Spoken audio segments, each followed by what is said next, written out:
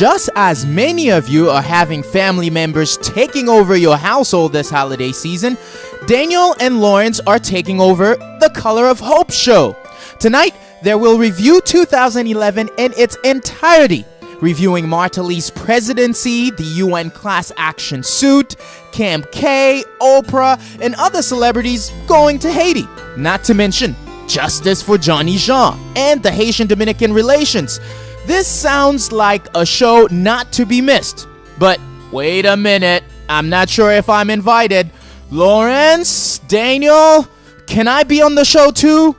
Well, they can't even hear me. But you should definitely tune in this Tuesday at 7:30 p.m. on telelacaitv.com. And yes, let's talk our Haiti.